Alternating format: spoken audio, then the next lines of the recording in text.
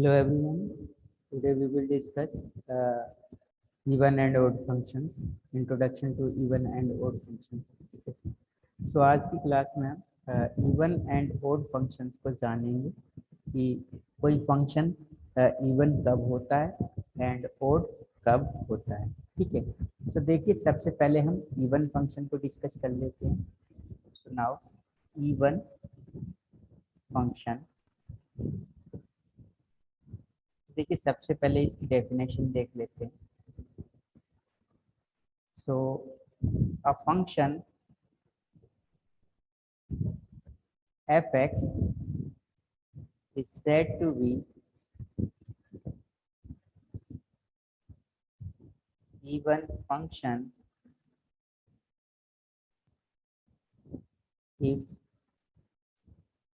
f of minus x equal to fx for all values of x। ठीक है। तो अगर देखिए हमारे पास कोई फंक्शन है fx और इस फंक्शन में ये जो फंक्शन है किसका फंक्शन है x का। सो इस फंक्शन में जो वेरिएबल है x उसको हम रिप्लेस कर देते हैं माइनस एक्स से। ठीक है। सो फंक्शन की वैल्यू पर उसका कोई इफेक्ट नहीं पड़ता है, मतलब फंक्शन की वैल्यू हमें एज इट इज मिलती है। मतलब f ऑफ माइनस एक्स जो है वो f x के इक्वल ही मिलता है। तो इस तरह के फंक्शंस को हम बोलते हैं इवन फंक्शंस। ठीक है। तो देखिए इसका एग्जांपल देख लेते हैं। सपोज हमारे पास एक फंक्शन है F X equal to X square. ठीक है। अब इस फंक्शन में हम x के प्लेस पे माइनस एक्स कर देते हैं। ठीक है। So minus x whole square जो होगा वो एक्स स्क्वायर ही होगा, बिकॉज नेगेटिव नंबर का स्क्वायर हो या पॉजिटिव नंबर का स्क्वायर हो, स्क्वायर तो हमेशा पॉजिटिव होता है। So f of minus x equal to मिला आपको एक्स स्क्वायर। तो देखिए एक्स स्क्वायर किसकी वैल्यू है, एक्स स्क्वायर किसके इक्वल है एफ एक्स की। सो आप एफ ऑफ माइनस एक्स को लिख सकते हैं एफ एक्स। ठीक है। और ये किसकी कंडीशन है, ये इवन फंक्शन की कंडीशन है। इट मीन्स ये जो एक्स स्क्वायर है ये कैसा फंक्शन है, इवन फंक्शन है। तो कहने का मतलब ये हमारे पास एक फंक्शन था एक्स स्क्वायर, उसमें हमने इस में एक्स को माइनस एक्स से चेंज किया, लेकिन फंक्शन पे इसका कोई इफेक्ट नहीं पड़ा, फंक्शन हमारा एक्स स्क्वायर ही रहा। ठीक है। सो इस तरह के जो फंक्शंस होते हैं हमारे उन्हें बोलते हैं हम इवन फंक्शन। ठीक है। जैसे एक और एग्जांपल हम ले सकते हैं। सपोज एक फंक्शन है अब हमारा F X is equal to cos X. तो अब इसमें एक्स के प्लेस पे माइनस एक्स कर दीजिए, तो ये हो जाएगा कोस ऑफ माइनस एक्स। और एक बात आप जानते हैं कि कोस माइनस थीटा जो होता है वो कोस थीटा के इक्वल होता है। तो कोस माइनस एक्स जो होगा कोस एक्स के इक्वल होगा। ठीक है। तो देखिए ये कोस एक्स यहाँ पर किसके इक्वल था, एफ एक्स की। So f of minus x equal to f of x. और ये फिर से किसकी कंडीशन है, ये इवन फंक्शन की कंडीशन है। कहने का मतलब इस फंक्शन में आपने जो वेरिएबल था एक्स उसे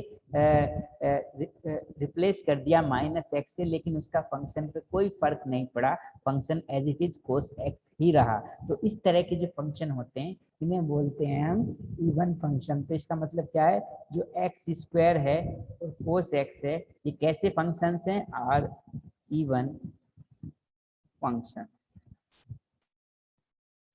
ठीक है। अब देखिए ओड फंक्शंस को देख लेते हैं। सो अब ओड फंक्शन को देखते हैं। Odd function,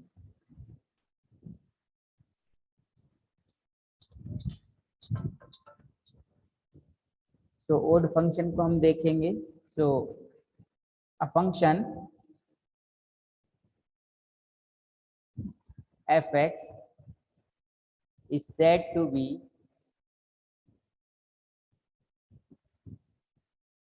odd function if f of minus x equal to minus f of x for all values of x। ठीक है। सो अगर कोई फंक्शन है हमारा एफ एक्स और उसमें हम x को रिप्लेस करते हैं माइनस एक्स से, तो उस फंक्शन की वैल्यू हमें मिलती है माइनस एफ एक्स के इक्वल। तो इस तरह के जो फंक्शन होते हैं उन्हें बोलते हैं हम ओड फंक्शन। मतलब जो फंक्शन इस कंडीशन को होल्ड करते हैं उन फंक्शंस को बोलते हैं हम ओड फंक्शन। ठीक है, तो चलिए इसके एग्जाम्पल देख लेते हैं। सपोज एक फंक्शन हमने ले लिया F X equal to X cube, और अब हम x को रिप्लेस कर देते हैं माइनस एक्स से। सो x के प्लेस पे माइनस एक्स कर देते हैं।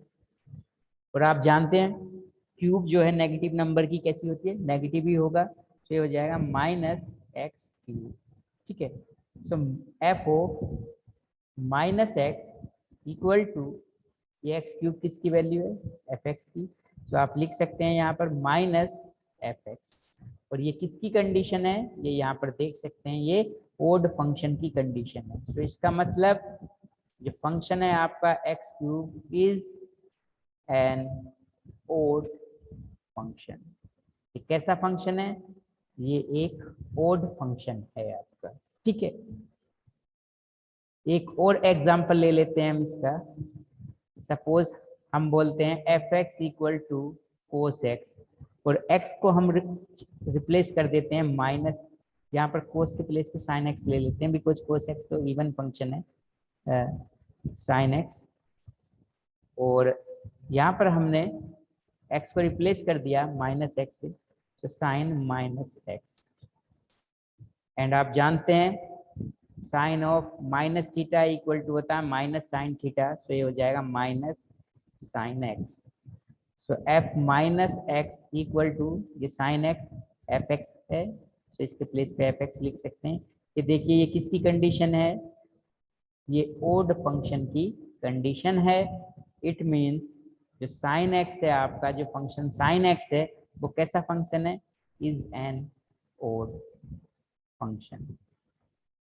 ठीक है, तो जो फंक्शन इस कंडीशन को होल्ड करेंगे वो फंक्शन आपके ओड फंक्शन हो जाएंगे। ठीक है, सो ये इवन एंड ओड फंक्शन को हमने समझा। अब इनकी कुछ प्रॉपर्टीज होती हैं, उन प्रॉपर्टीज को हम देख लेते हैं। ठीक है,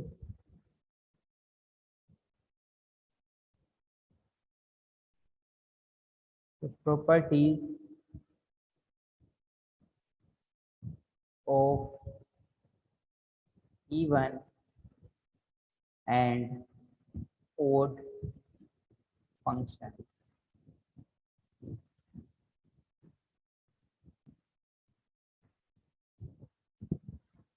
ठीक है, so even and odd functions की प्रॉपर्टीज को देख लेते हैं। तो फर्स्ट प्रॉपर्टी होगी हमारी the product of two even functions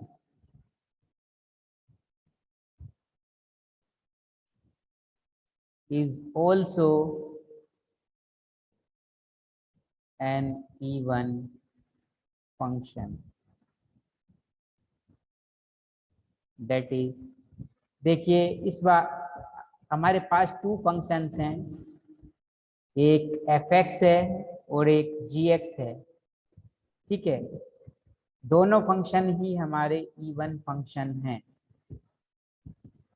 तो अगर हम इन दोनों इवन फंक्शंस का प्रोडक्ट कर देते हैं, मतलब मल्टीप्लाई कर देते हैं एफ एक्स इंटू जी एक्स, तो हमारे पास जो फंक्शन मिलेगा, न्यू फंक्शन मिलेगा एफ एक्स जी एक्स, ये कैसा फंक्शन होगा, ये भी इवन फंक्शन ही होगा।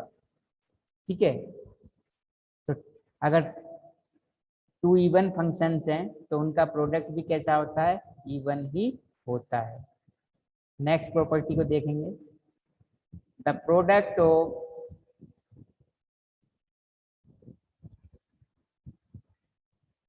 टू odd functions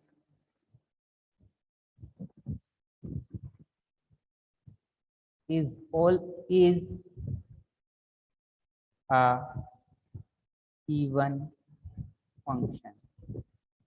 देखिए यहाँ पर समझेंगे, दैट इज इस बार हमारे पास फिर से 2 फंक्शंस हैं, एक fx है और एक फंक्शन gx है।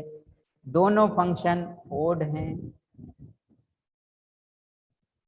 और हमने इन दोनों फंक्शन को मल्टीप्लाई कर दिया है, तो इनका जो प्रोडक्ट होगा fx इंटू gx जो आएगा वो कैसा फंक्शन होगा, इवन फंक्शन होगा।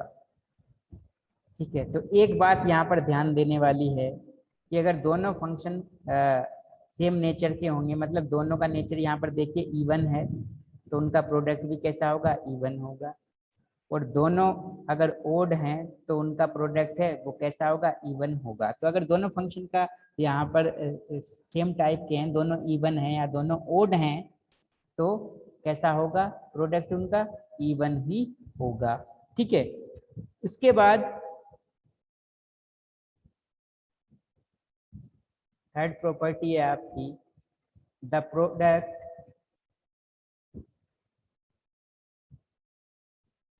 Of an even function and an odd function is odd function। ठीक है, इस बार हमारे पास फिर से 2 फंक्शन है, एक fx है और एक gx है, और उनमें से एक फंक्शन इवन फंक्शन है और दूसरा फंक्शन ओड फंक्शन है। हमने दोनों का प्रोडक्ट किया, दोनों को मल्टीप्लाई किया, तो हमारे पास जो फंक्शन अब नया मिलेगा हमें fx इंटू जी एक्स, ये फंक्शन जो मिलेगा ये फंक्शन कैसा होगा, ओड फंक्शन होगा। ठीक है, तो इससे आप ये देख सकते हैं कि अगर दोनों फंक्शन का जो नेचर है, जो टाइप है वो सेम नहीं है, क्योंकि एक इवन है और एक ओड है, दोनों अगर अलग अलग टाइप के हैं तो दोनों का जो प्रोडक्ट होगा वो कैसा मिलेगा, ओड फंक्शन मिलेगा। ठीक है, ये थर्ड प्रॉपर्टी थी। फोर्थ प्रॉपर्टी देख लीजिए, इवन प्लस इवन मीन्स अगर 2 फंक्शन है हमारे, दोनों ही कैसे हैं, इवन फंक्शन है, तो इवन हो जाएगा उनका प्रोडक्ट। या फिर दोनों कैसे हैं, ओड हैं, तो ओड प्लस ओड यानी odd function plus odd function, तो एक नया फंक्शन जो मिलेगा वो भी ओड फंक्शन ही होगा। और यहाँ पर ये बात ध्यान देने वाली है कि इवन है एक फंक्शन या फिर और एक फंक्शन ओड है, तो ये डिफाइन नहीं होगा। मतलब आप इसे ये तो ना तो इवन फंक्शन होगा ना ही ओड फंक्शन होगा, तो आप लिख सकते हैं even plus odd, neither even nor odd function. ठीक है, तो इस तरह से हो जाएगा। तो ये थी इवन एंड ओड फंक्शंस की कुछ प्रॉपर्टीज। ठीक है, अब इनके इंटीग्रल के लिए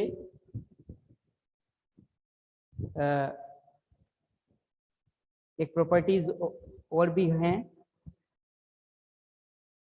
सपोज ये fx है आपका फंक्शन और इसका इंटीग्रल करना चाहते हैं आप -a to a लिमिट के बीच में, तो इसका इंटीग्रल हो जाएगा twice 0 to a fx dx। अगर ये fx जो है वो कैसा है, if fx is even function. ठीक है, सो इस इंटीग्रल को आप -a to a fx dx को twice 0 to a fx dx लिख सकते हैं। किस केस में, जब ये fx जो होगा वो इवन फंक्शन होगा और अगर ये फंक्शन ओड हो जाता है,